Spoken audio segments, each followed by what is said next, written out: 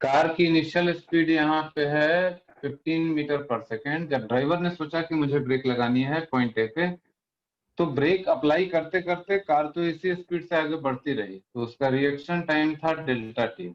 इसलिए u into delta T, speed into time, इतना distance driver को ब्रेक अप्लाई करते करते कार इतना डिस्टेंस ट्रेवल कर ली है। यानी पॉइंट बी पे ब्रेक स्टार्ट हुआ, कार का ऑन हुआ और व्हीकल को रुकते रुकते पॉइंट सी तक वो ट्रेवल कर लिया। तो इसको बोलेंगे हम लोग ब्रेकिंग डिस्टेंस, जितनी दूर तक कार में ब्रेक लगता रहा। This is called breaking distance a, जो यहाँ जो पता करना है।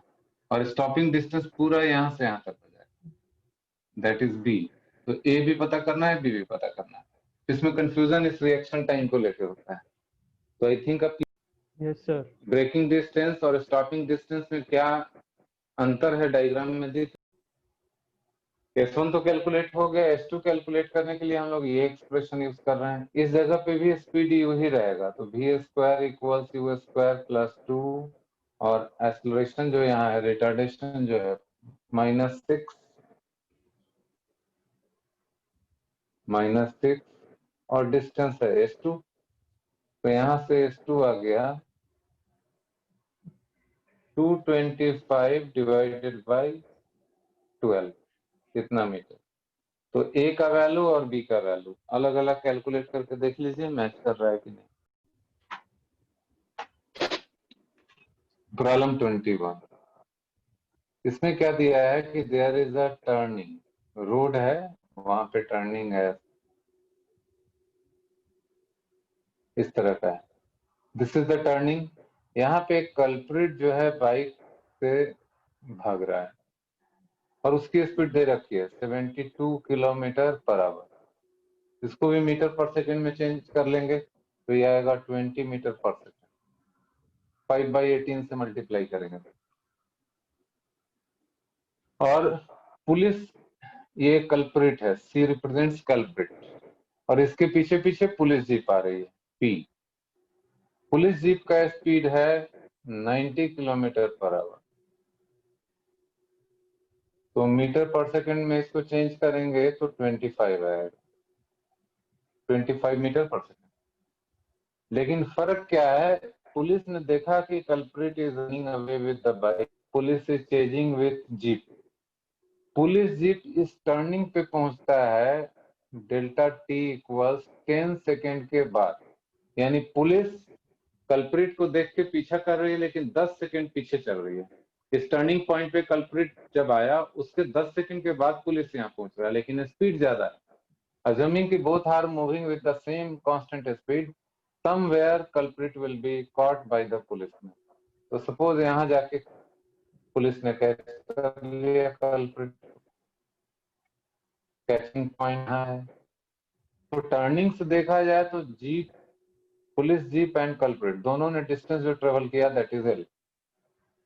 Distance travel by both the vehicles is L equal, मगर टाइम ज्यादा लगा कल्प्रिट को स्पीड कम होने की वजह से, और पुलिस को टाइम कम लगा, 10 सेकेंड कम लगा, और दोनों सेम डिस्टेंस पे पहुंच गए। जिस समय यहाँ कल्प्रिट भागना चालू किया उसको हम लोग t इक्वल 0 काउंट कर रहे हैं। तो कल्प्रिट यहाँ पहुंचा t टाइम के बाद। अगर कल्प्रिट यहाँ पे t इक्वल 0 पे पहुंचा और यहाँ t टाइम पे पुलिस ने उसको पकड़ लिया, तो कल्प्रिट को यहाँ से यहाँ आने में टाइम लगा t। तो distance travelled by culprit is 20 into t, constant speed है। And same distance police jeep is also covering. Police jeep का स्पीड है 25। पुलिस जीप का टाइम कितना लिया जाए ये आप लोग, तो डिस्टेंस दोनों के लिए सेम हो गया। Police jeep is taking lesser time, culprit ने t लिया, पुलिस ने t -10। इस इक्वेशन से t आ जाएगा। इसको सॉल्व करने से this is 20t equals 25t - 250। यहाँ से देखिए टाइम t आ रहा है 250 divided by 5 second, this is 50 second. यानी कल्प्रिट को उस पॉइंट से वहां पहुंचने में 50 सेकेंड लगा, यहां से आने। तो हम लोग को बताना क्या था कि कितनी दूरी पे जाके कल्प्रिट पकड़ा जाए। तो ये डिस्टेंस निकालना है। टी का वैल्यू ये 50 सेकेंड यहाँ डाल दीजिए एल में, तो एल की वैल्यू आ जाएगी। Therefore l equals 20t, 20 into 50, that is 1000 metre. This is the answer.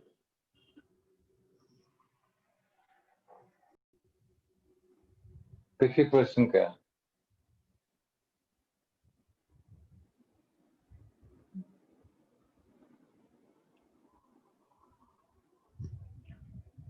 किसी हाइट से बॉल को ड्रॉप किया गया है यहाँ। This is the ball, it is drop, means initial velocity 0।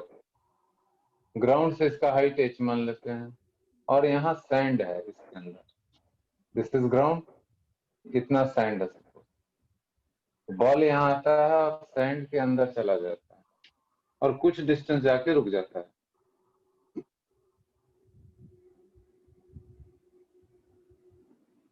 Height is given, height is 5 metre. 5 metre height से drop किया और 10 सेंटीमीटर इसको ये पेनिट्रेट करता है। तो बॉल यहाँ आके रुका and this distance is 10 centimetre. यहाँ के velocity of the ball became 0।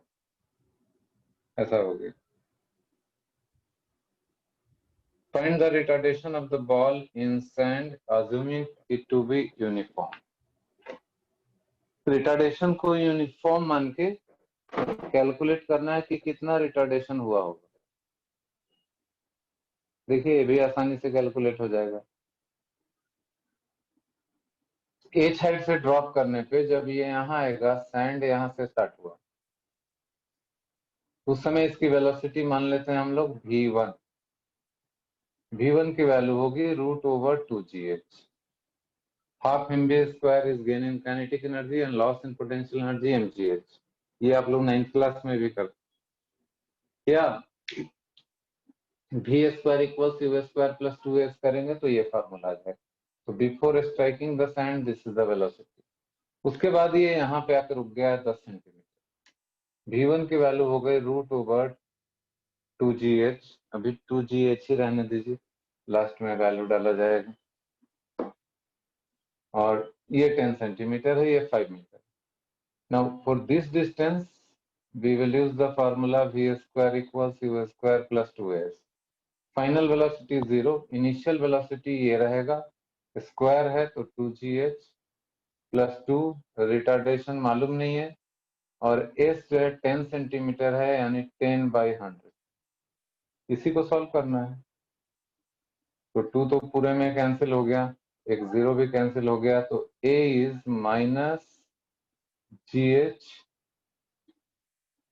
Into 10। ये 10 इधर आके मल्टीप्लाई हो गया, तो retardation is -g is 10, height is 5 and this is 10। So this is -500 metre पर सेकेंड स्क्वायर। तो बहुत ज्यादा आ रहा है। कैलकुलेशन एक बार आप लोग चेक करिए, कहीं कुछ एरर तो नहीं है। बहुत ह्यूज रिटार्डेशन हुआ। Retardation is -500। जी का वैल्यू हम लोगों ने 10 लिया है, 9.8 लेंगे तो थोड़ा कम आ जाएगा, 9.8 लेंगे तो थोड़ा सा कम आएगा, 500 से 490 के आसपास आ जाएगा। प्रोजेक्टाइल मोशन में पहले समराइज करें हम लोग चीजों को, जो बेसिक चीज है पहले।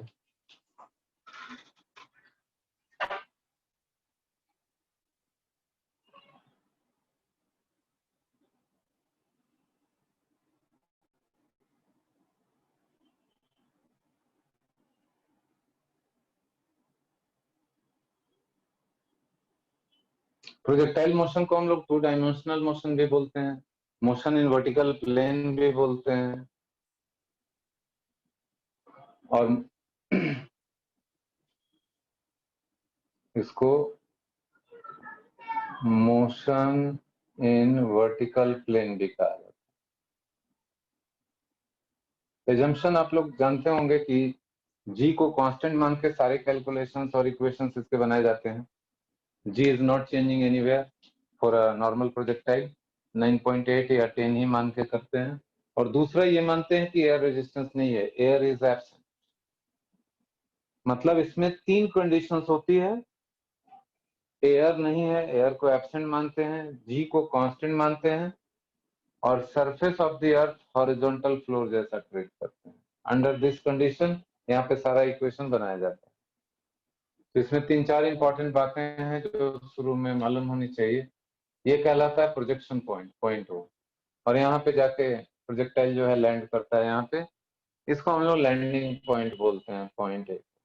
और ओ से ए के बीच का जो डिस्टेंस है that is called range, r. जितने हाइट से भी प्रोजेक्टाइल को फेंका जाए, ग्राउंड से या किसी भी हाइट से, जब उसी हाइट पे दोबारा आ जाता है तो दोनों के बीच का हॉरिजॉन्टल सेपरेशन जो है यही रेंज कहलाता है। Suppose projectile is projected with velocity u at an angle theta with the horizontal, तो एक x component of velocity u cos theta होती है और y component of the velocity u sin theta होती है। इसको हम लोग बोलेंगे ux और इसको बोलते हैं uy। जहां पे मैक्सिमम हाइट है, इस point, this is the maximum height, इस जगह पे वर्टिकल डायरेक्शन में वेलोसिटी नहीं है, uy became 0। Only horizontal direction में वेलोसिटी है ux और वो इसी के बराबर होगा। हॉरिजॉन्टल डायरेक्शन में प्रोजेक्टाइल मोशन में कभी भी वेलोसिटी चेंज नहीं होती है, and this is the maximum height of the projectile, h max। तो 2-3 चीजें हैं, एक तो टाइम ऑफ फ्लाइट का फार्मूला, दूसरा रेंज का फार्मूला। ये दोनों चीजें नॉर्मली सारे स्टूडेंट्स को पता रहता है। आप लोग बताइए याद है कि नहीं, टाइम ऑफ फ्लाइट का फार्मूला क्या होता है? Anyone? u sin theta by g। कितना? u sin theta। वो तो सिर्फ यहाँ से यहाँ जाने का टाइम हुआ, u sin थीटा बाई जी। उसका डबल होता है ना? u square sin theta by g। नहीं, 2u sin थीटा बाई जी इतना होता है। और range u square sin u square theta by g। sin 2 theta by ji.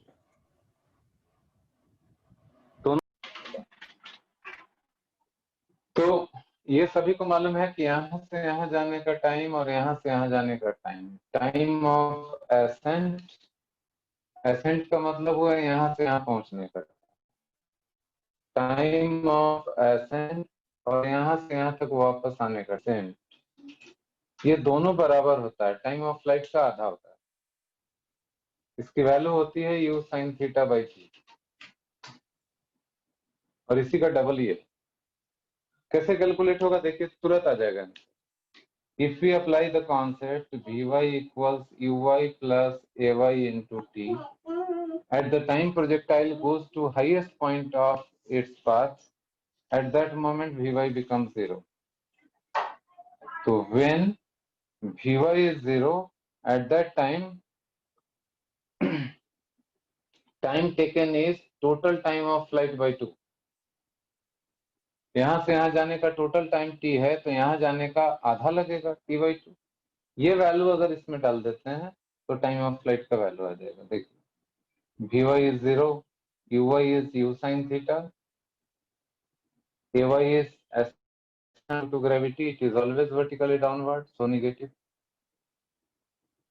and u sin theta plus Ay into t, t is t by 2। इसको solve कर लिए तो t आ गया 2u sin theta upon g, तुरंत आ गया time of flight. तो कभी आप भूल जाएं, आप इसका इस्तेमाल कर सकते हैं। एक दूसरा रास्ता भी है, देखिए यहाँ से यहाँ जाने के लिए इसको एक्स एक्सिस और वाई एक्सिस मान रहे हैं। इस ओरिजिन को हम लोग लिखेंगे कोऑर्डिनेट 0,0, और इस पॉइंट का कोऑर्डिनेट लिखेंगे, हॉरिजॉन्टल डिस्प्लेसमेंट हुआ है r, और वाई कोऑर्डिनेट तो 0 ही है, यानी O से प्रोजेक्टाइल को प्रोजेक्ट किया और ये पहुंचा पॉइंट ए पे। Initially y coordinate is 0, finally y coordinate is also 0। तो अगर आप इस इक्वेशन का यूज करते हैं, y equals uy t plus half ay t square, तो initially y is 0, finally y is 0, so displacement in vertical direction y is 0. uy is u sin theta. और यहाँ से यहाँ जाने का टाइम जो लगा that is time of flight plus half acceleration in y direction that is minus c t square, capital T square. तो इससे क्या होगा, टाइम ऑफ फ्लाइट डायरेक्टली आ जाएगा, एक t कैंसिल हो जाएगा, तो t is 2u sin theta upon g. ये दो तरीके हैं, आप दोनों में से जो यूज करना चाहें यूज कर सकते हैं. यहाँ पे टी ही मैं अगर छोड़ देता तो ये निकलता यहाँ से यहाँ जाने का टाइम, तो ये वाला वैल्यू आता, यू साइन थीटा बाई जी आता. उसी को डबल कर देंगे तो ये आ जाएगा. तो this is how we calculate time of flight. और इसी इक्वेशन में टाइम ऑफ फ्लाइट की जगह t/2 कर दो आप, तो y जो आएगा ये वाला आ जाएगा, मैक्सिमम हाइट का आ जाएगा. और रेंज निकालने के लिए पहले y equals h when t equals t/2 इसमें डाल देंगे. y का वैल्यू ये जो है h के बराबर हो जाएगा अगर टाइम जो लें टाइम ऑफ फ्लाइट का आधा. और रेंज के लिए क्या करेंगे, x equals r, x equals r when t equals t. Horizontal direction में जो डिस्प्लेसमेंट हुआ है r, तो यहाँ से यहाँ जाने का टाइम जो लगा है वो t है, तो t इक्वल्स t ले लेंगे टाइम ऑफ फ्लाइट, तो हॉरिजॉन्टल डिस्प्लेसमेंट जो आएगा रेंज के बराबर आएगा. चेक कर सकते हैं ये दोनों, देखिए दोनों मैं यहाँ बता रहा हूँ, यहाँ रेंज और यहाँ h. ऊपर वाली इक्वेशन में देखिए y इक्वल्स h जब t बराबर t/2, इस इक्वेशन में वैल्यू डालें तो h equals u sine theta और t की जगह डालेंगे t/2. t/2 का मतलब वो इसका आधा, u sine theta by g, u sine theta by g, t/2 करेंगे तो ut हो गया प्लस हाफ एक्सेलरेशन है minus g and t square, इसका square u sine theta by g whole square. इसको सिंप्लीफाई करेंगे तो h आ जाएगा u square sine square theta upon 2g. Maximum height का फार्मूला है. सिमिलरली रेंज के लिए x equals ux into t plus half ax t square. तो प्रोजेक्टाइल मोशन में क्या होता है, एक्स एक्सिस के अलोंग कोई एक्सेलरेशन नहीं होता, acceleration is only along y axis, negative y axis. तो ये वाला टर्म जीरो रहता है. तो हॉरिजॉन्टल डायरेक्शन में एक्सेलरेशन नहीं होता है, इसलिए हॉरिजॉन्टल डायरेक्शन की स्पीड जो है हमेशा कांस्टेंट होती है, it is always same you cos. तो x का वैल्यू r हो गया, ux हो गया u कॉस थीटा और टाइम हो गया टाइम ऑफ फ्लाइट t बराबर t, और टाइम ऑफ फ्लाइट ये है 2u sign theta upon g. तो रेंज की वैल्यू हो गई u square sine theta cos theta into 2/g, और 2 sine theta cos theta sign 2 theta होता है, इसलिए ये हो गया u square sign 2 theta upon g. This is the formula for range. तो ये तीनों फॉर्मूला कैसे आता है, डेरिवेशन करने आना चाहिए, t का, r का, h का. h हो गया, r हो गया, t हो गया. आप में से सारे लोगों को ये कैलकुलेट करने किसी भी मोमेंट पे पूछा जाए तो ये आना चाहिए. इसमें दो इंपॉर्टेंट चीजें हिडन है. एक तो ये कि रेंज मैक्सिमम कब होता है, मैक्सिमम रेंज होने के लिए साइन 2 थीटा 1 होना चाहिए, यानी 2 theta 90 degree, so theta equals 45 degree. ये कंडीशन है मैक्सिमम रेंज का. और मैक्सिमम रेंज की वैल्यू कितनी हो जाएगी, u square by g. This is the maximum possible range for a projectile. Sine 2 theta का वैल्यू 1 हो गया. और दूसरी इंपॉर्टेंट बात इसमें क्या है वो यहाँ देख, रेंज का फॉर्मूला है u square by g sine 2 theta. और आपको मालूम है कि sine 180 minus alpha sine alpha होता है, तो we can write it as u square by g sine 2 theta को लिख सकते हैं साइन 180 डिग्री माइनस 2 थीटा, ऐसा भी लिख सकते हैं. further it can be written as sin 2 of 90 degree minus. इसका मतलब रेंज को हम लोग ऐसे भी लिख सकते हैं, sin 2 थीटा भी लिख सकते हैं और sin 2 90 माइनस थीटा भी लिख सकते हैं। तो यहाँ थीटा की जगह पे देखिए 2 की जगह पे यहाँ 2 है, मगर थीटा की जगह पे यहाँ 90 माइनस थीटा। इसका मीनिंग ये हुआ कि प्रोजेक्टाइल को थीटा पे प्रोजेक्ट किया जाए या 90 माइनस थीटा पे प्रोजेक्ट किया जाए, रेंज पे कोई असर नहीं पड़ेगा।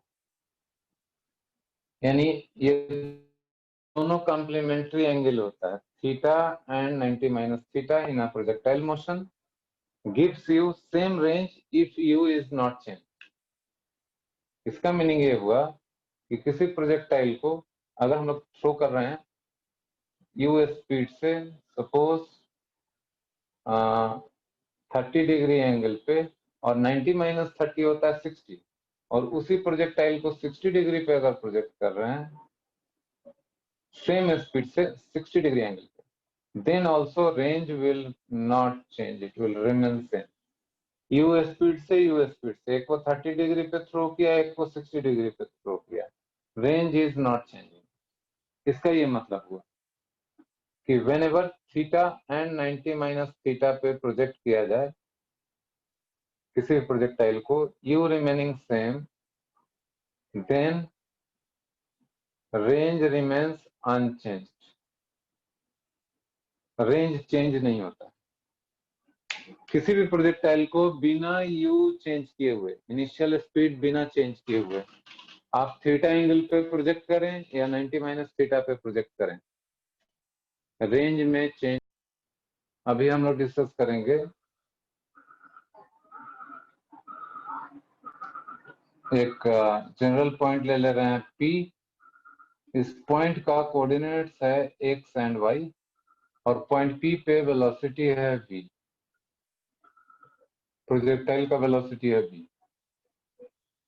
और हॉरिजॉन्टल के साथ एंगल है अल्फा। प्रोजेक्टाइल का velocity at a given time,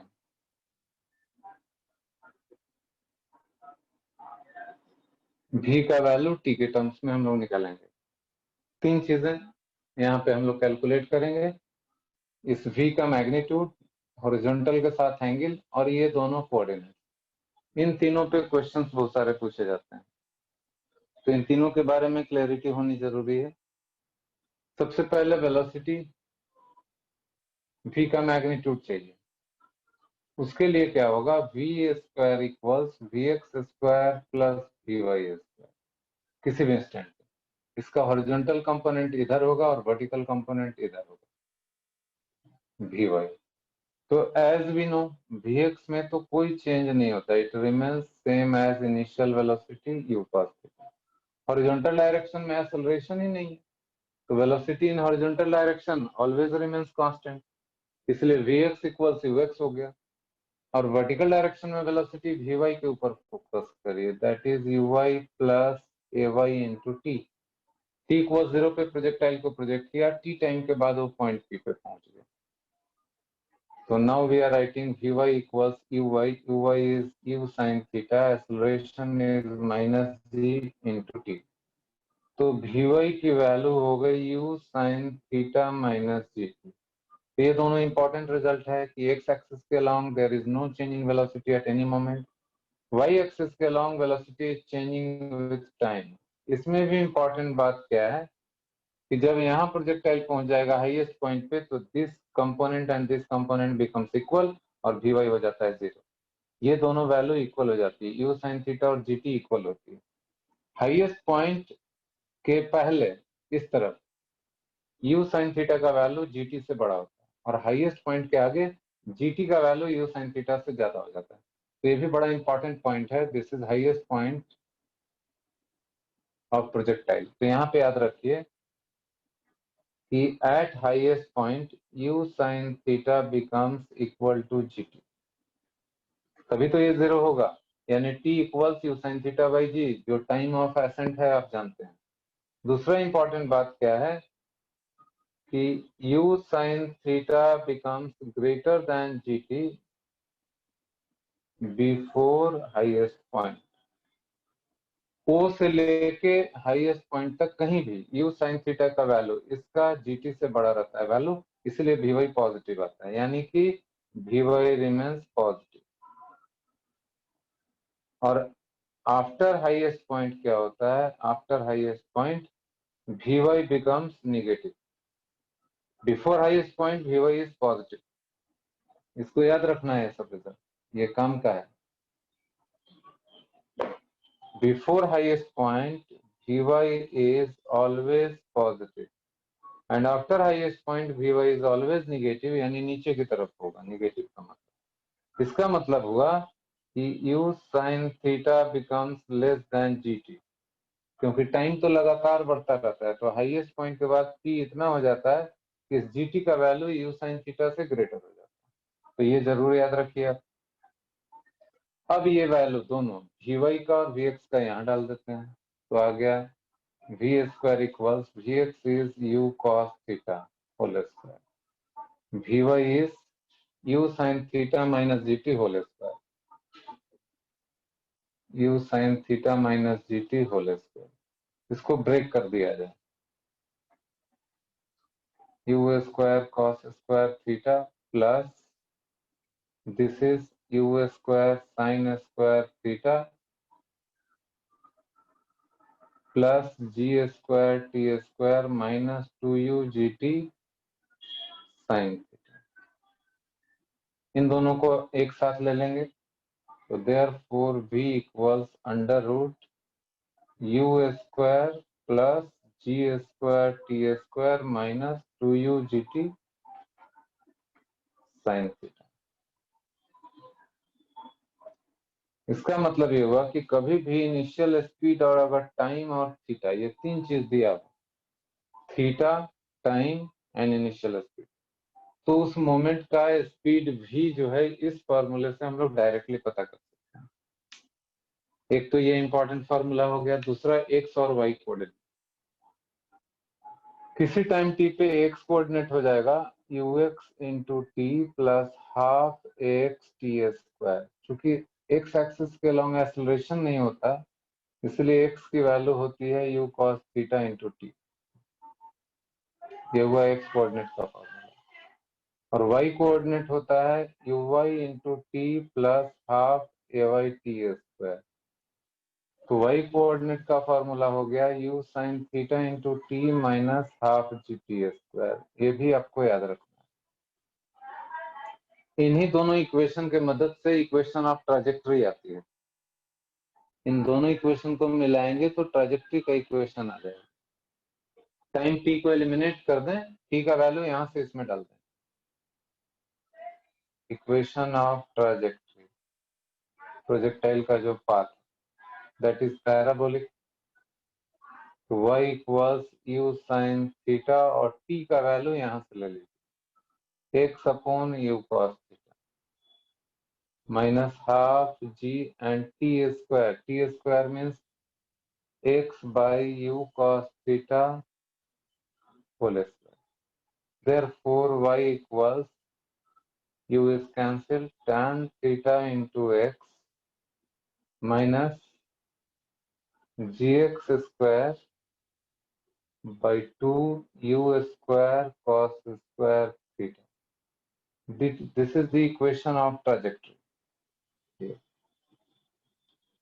It is of the form y equals ax plus bx square के फॉर्म में आ जाएगी, जहां की a का वैल्यू tan थीटा के बराबर है और b को मैंने माना है minus g by 2u square cos square theta. इससे कंपेयर कर सकते हैं। This is equation of a parabola, equation of a parabola. इसलिए प्रोजेक्टाइल का पाथ हमेशा पैराबोलिक होता है। मगर अगर प्रोजेक्टाइल को वर्टिकली अपवर्ड या डाउनवर्ड थ्रो कर दिया जाए या ड्रॉप कर दिया जाए, then that will be straight line. Straight line कब पॉसिबल है? Projectile path straight line possible है सिर्फ ड्रॉपिंग के केस में dropping and when thrown in vertical direction. अब वर्टिकल डायरेक्शन में हम लोग प्रोजेक्टाइल को नीचे भी थ्रो कर सकते हैं, ऊपर भी थ्रो कर सकते हैं। तो ड्रॉप करेंगे तब और ऊपर या नीचे थ्रो करेंगे तब प्रोजेक्टाइल का पाथ स्ट्रेट लाइन होगा, otherwise it is always parabolic, whether thrown at theta angle और हॉरिजॉन्टली थ्रो करने से भी प्रोजेक्टाइल पाथ पैराबोलिक ही होगा। इसमें और जो दो इंपॉर्टेंट बात है वो मैं यहाँ पे आपको बता दे रहा हूँ। देखिए ये इक्वेशन आ गया, इसमें अगर tan थीटा इंटू एक्स को कॉमन ले लें हम लोग तो देखिए क्या बचता है, 1 minus g x square by 2u square cos square theta, और tan theta into x common ले लिया है तो यहाँ x बचेगा और tan थीटा से डिवाइड करना पड़ेगा। tan थीटा से डिवाइड करेंगे तो ये हो जाएगा sin theta upon cos theta, कितना आ जाएगा, एक cos थीटा कैंसिल, इसीलिए y इक्वल्स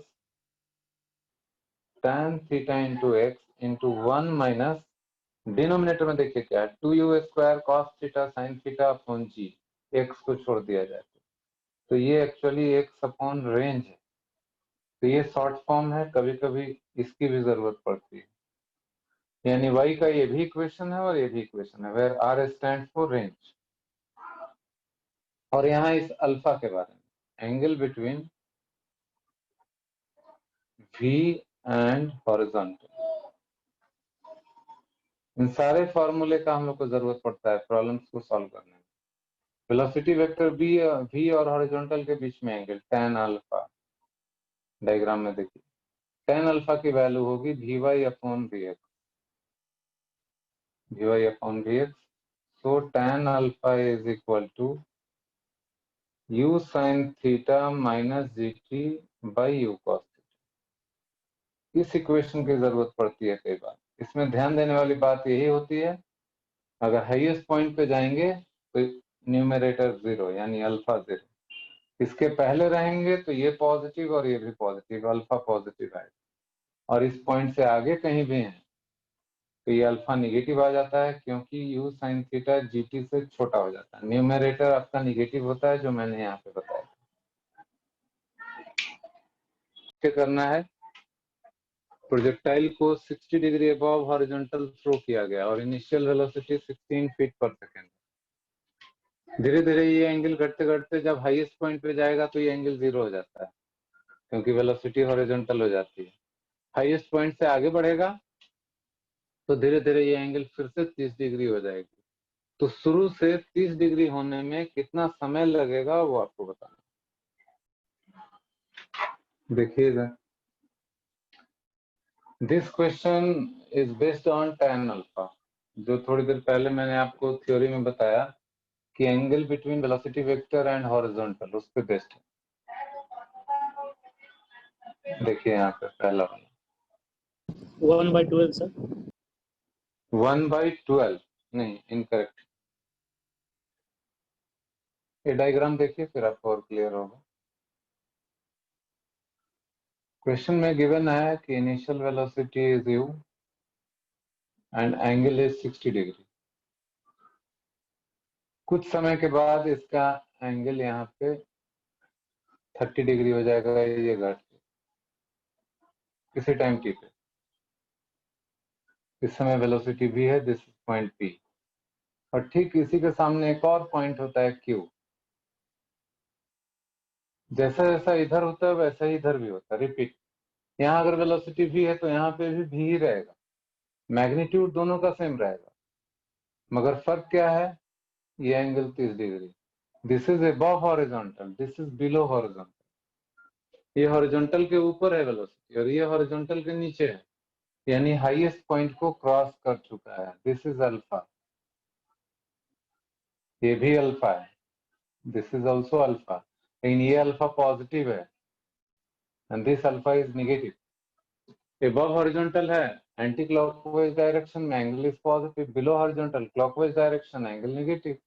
तो जो आप ये फॉर्मूला यूज करते हैं tan alpha equals u sin theta minus gt by u cos theta, you have to apply this formula with care। मैंने आपको उस समय बताया था इस फॉर्मूला के टाइम पे कि हाईएस्ट पॉइंट क्रॉस हो जाने के बाद ये u sin थीटा और gt में gt बड़ा हो जाता है, यानी न्यूमरेटर निगेटिव हो गया, यानी RHS निगेटिव, तो LHS भी तो निगेटिव रखेंगे तब तो इक्वल होगा, यानी अल्फा आपको -30 डिग्री लेना है, +30 डिग्री ले लिया तो गलत हो गया, -30 that is equal to u is given to be 16 sin 60 minus 32t divided by u is 16 cos theta is cos 60 degree। Now you solve, you will get the time। Second question का diagram समझिए।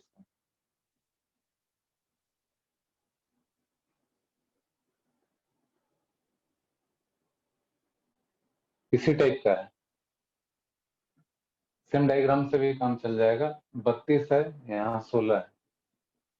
जब speed 20 feet पर second, यहाँ speed अगर 20 है तो यहाँ भी 20 होगा, इस तरह का case.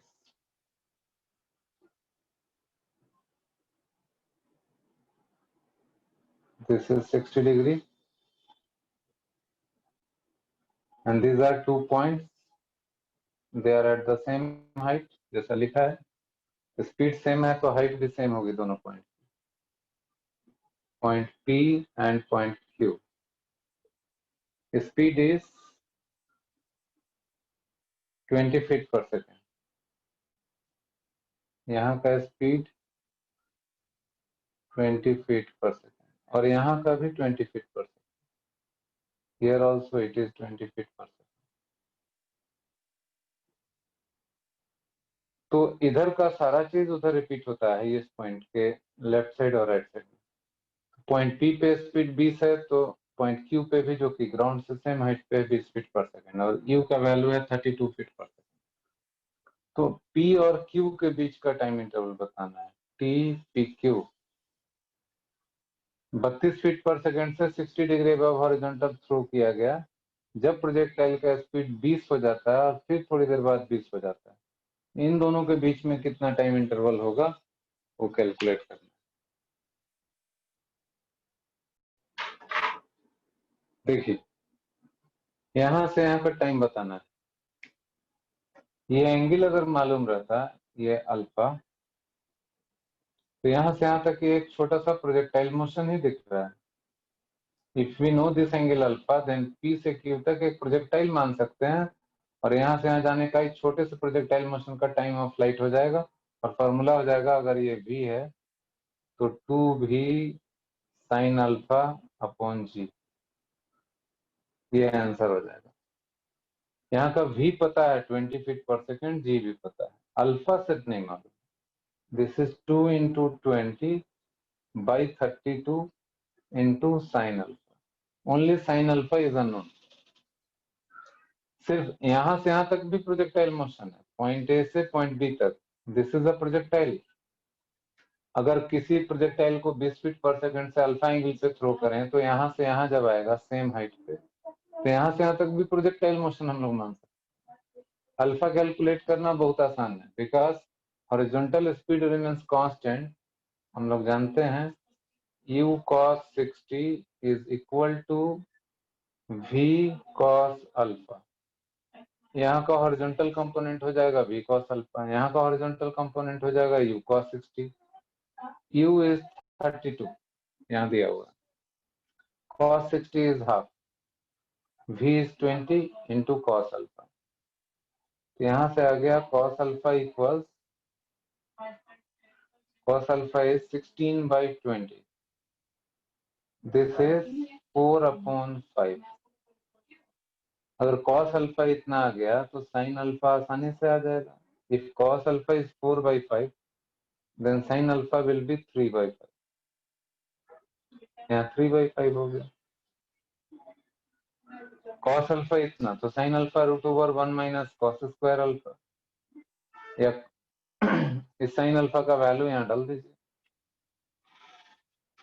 This is 2 into 20 by 32 sine alpha 3/5। Solve कर लीजिए। इट इज 4 और ये दोनों 4, 3/4 second. So answer is only 3/4 second. ये अल्टरनेट अप्रोच बता रहे हैं इसी क्वेश्चन का। -2u gt sin theta, this formula we have discussed. इसमें u है 32, g है 32, थीटा है 60 डिग्री, सिर्फ t अननोन है, v है 20।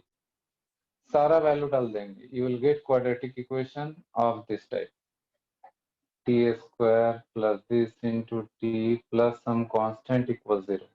तो t में क्वाड्रेटिक आ जाएगा, दो रूट आएगा t1 एंड t2।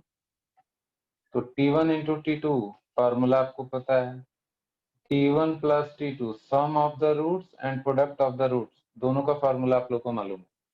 तो इस इक्वेशन से t1 t2 और t1 प्लस t2 पता चल जाएगा। t1 क्या बताएगा, यहाँ से यहाँ जाने का टाइम, t2 क्या बताएगा, यहाँ से यहाँ जाने का टाइम, जब जब 20-20 हुआ। और आपको चाहिए t2 माइनस t1, तो t2 माइनस t1 का होल स्क्वायर होता है t1 प्लस t2 का होल स्क्वायर -4 t1 t2। तो t1 प्लस t2 आप इस इक्वेशन से निकाल लेंगे, t1 इंटू t2 भी इस इक्वेशन से आ जाएगा। तो t1 t2 आपको मालूम है, t1 प्लस t2 मालूम है, तो t2 माइनस t1 का होल स्क्वायर आ गया, स्क्वायर हटा दीजिए, रूट ले लीजिए, यही आंसर आना चाहिए। This alternate method is for you. आप लोग इससे भी ट्राई कर सकते हैं, वो थोड़ा लेंदी पड़ेगा, और ये इसका शॉर्ट मेथड हुआ है, ये थोड़ा लेंदी मेथड हुआ, मगर दोनों तरीके हैं सॉल्व करने के लिए।